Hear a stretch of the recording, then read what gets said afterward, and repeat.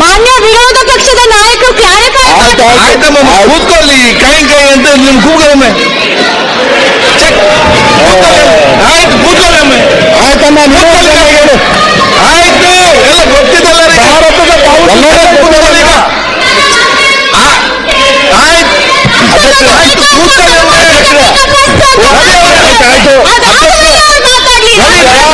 ಈಗ ಇಡೀ ರಾಜ್ಯದಲ್ಲಿ ನೋಡ್ತಾ ಇದ್ದಾರೆ, ಭಾರತದ ಬಾವುಟದ ವಿರುದ್ಧನೇ ಇರುವ ಹೋರಾಟ. ಅಧ್ಯಕ್ಷರೇ, ಮಾತು ಏನು ರವಿ ಅವರಲ್ಲಿ ಕೇಳಿ. ಆಯ್ತು, ಭಾರತದ ಈಗ ನೋಡಿ ಎಲ್ಲರಿಗೂ ಆಯ್ತು, ಆಯ್ತು ಹೇಳಿ ಕೇಳಿ. ಅಧ್ಯಕ್ಷರೇ ಆಯ್ತು, ಕೂತ್ಕೊಳ್ಳಿ. ಈಗ ವಿಚಾರ ಏನಂತ ಹೇಳಿದ್ರೆ, ನಿಮ್ಮ ಅಲ್ಲಿ ಮಂಡ್ಯದಲ್ಲಿ ಏನ್ ನಡೆದಿದೆ ಅಂತ ಎಲ್ಲರಿಗೂ ಕೂಡ ಇವತ್ತು ಗೊತ್ತಿದೆ. ಏನೆಲ್ಲ ರಾಷ್ಟ್ರಧ್ವಜಕ್ಕೆ ಅವಮಾನ ಆಗಿದೆ, ಕಠಿಣ ಕ್ರಮ ತಗೊಂಡು ಜೈಲಿಗೆ ಹಾಕಿ. ಇದರಲ್ಲಿ ಯಾರಿಗೂ ರಾಷ್ಟ್ರಧ್ವಜಕ್ಕೆ ಅವಮಾನ ಎಲ್ಲಿ ಕೂಡ ಆಗಬಾರ್ದು.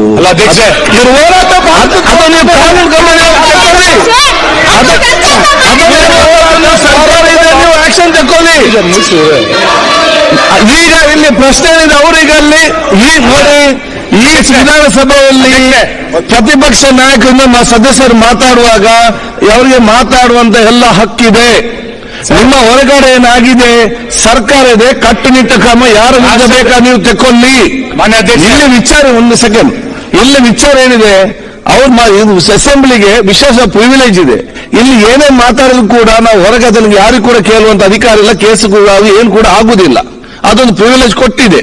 ಆದ ಕಾರಣ ಅಲ್ಲೇ ವಿಚಾರ ಏನಿದ್ರು ಕೂಡ ಹೆಚ್ಚು ಕಮ್ಮಿ ಆಗಿದ್ರೆ, ಯಾರೆಲ್ಲ ಅವಮಾನ ಮಾಡಿ ರಾಷ್ಟ್ರಧ್ವಜಕ್ಕೆ ಅವಮಾನ ಮಾಡಿದ್ದಾರೆ, ಯಾರೆಲ್ಲ ದೇಶದ ಕೆಲಸ ಆಗಿದೆ, ಅವರು ಕಠಿಣವಾದ ಕ್ರಮ ತಗೊಳ್ಳಿ.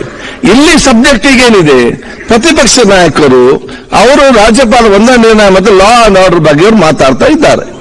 ಅವರಿಗೆ ಮಾತಾಡೋ ಸಂದರ್ಭದಲ್ಲಿ ಮಾತಾಡೋ ಅವಕಾಶ ಕೊಟ್ಟು ಅವರ ಮಾತಲ್ಲಿ ಮುಗಿದ ನಂತರ ನಮ್ಮಲ್ಲಿ ನಮ್ಮ ಈ ಆಡಳಿತ ಪಕ್ಷದ ಮಾತಾಡೋರು ಯಾರಿಗೆ ಬೇಕು, ಮಾತಾಡೋಕೆ ಎಲ್ಲಾ ವಿಚಾರ ಅಲ್ಲಿ ಹೇಳುವಂತ ಅವಕಾಶ ಇದೆ. ನಮ್ಮ ಲೋಕಲ್ ಅಲ್ಲಿ ಇದ್ದಂತವರಿಗಿದೆ, ಸಚಿವರಿಗಿದೆ, ಗೃಹ ಸಚಿವರು ಅದಕ್ಕೆ ಉತ್ತರ ಕೊಡ್ತಾರೆ. ಅವರಲ್ಲಿ ಮಾತು ಮುಗಿಸಿ, ನೀವು ಅವ್ರ ಮಾತನ್ನು ಕೇಳದಿದ್ದರೆ ಅವ್ರ ಮಾತು ಮುಗಿಸ್ಲಿಕ್ಕೂ ಆಗುದಿಲ್ಲ, ನೀವು ಸಮರ್ಪಕ ಉತ್ತರ ಕೊಡ್ಲಿಕ್ಕೂ ಆಗುದಿಲ್ಲ, ಜನ ಏನು ಅರ್ಥನೂ ಕೂಡ ಆಗುದಿಲ್ಲ. ಆದಾಗ ಏನೆಲ್ಲ ಹೇಳ್ತಾರೆ, ಕೇಳುವ ಮಾತಾಡುವಂತ ಮಾತುಗಳನ್ನು ಕೇಳುವಂತ ತಾಳ್ಮೆ ಎಲ್ಲ ನಾಯಕರಿಗೆ ಬರಬೇಕು, ಲೀಡರ್ಗಳಿಗೆ. ಅದು ವೆರಿ ಇಂಪಾರ್ಟೆಂಟ್. ಯಾರೇ ಮಾತಾಡೋ ಕೂಡ ಮಾನ್ಯ ಅಧ್ಯಕ್ಷ ಅವ್ರು ಏನಾದ್ರೂ ಅದು ಸತ್ಯ ಅಲ್ಲದೆ ಹೇಳಿದ್ರೆ ಅದೇ ನಾವು ಅಡಿಮೇಲೆ ಆಗ್ತದೆ, ಇಲ್ಲಲ್ಲ. ಸೊ ಅವಕಾಶ ಕೊಡಿ. ಮಾನ್ಯ ಅಧ್ಯಕ್ಷ ಮಾತಾಡ್ಲಿ. ನಿಮಿಷ ಆಯ್ತಾಯ್ತು, ಒಂದೇ ನಿಮಿಷ ಮಾತಾಡ್ಲಿ. ರಾಷ್ಟ್ರಧ್ವಜದ ಬಗ್ಗೆ ಬಾರಿ ಮತ್ತೆ ವಿಷಯ ಹೇಳಬೇಕಲ್ಲ, ಅಲ್ಲ ಬೇಡ, ಎಲ್ಲ ವ್ಯಕ್ತ ಮಾಡಿದ್ರೆ ಅಭಿನಂದಿಸ್ತೇನೆ.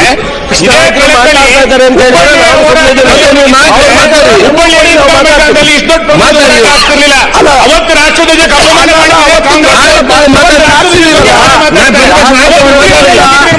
ಯಾರು ಮಾತಾಡಿದ್ರೆ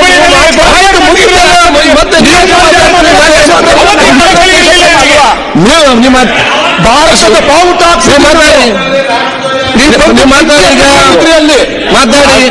ಹಚ್ಚಕೊಂಡಿದ್ರಿ ನೀವು ಶಾಖೆ ಮೇಲೆ.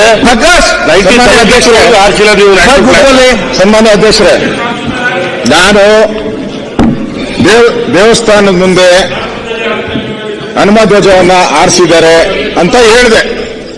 ನಾನು ಹನುಮ ಧ್ವಜವನ್ನ ಆರಿಸಿದ್ದಾರೆ ಅಂತ ಹೇಳಿದೆ.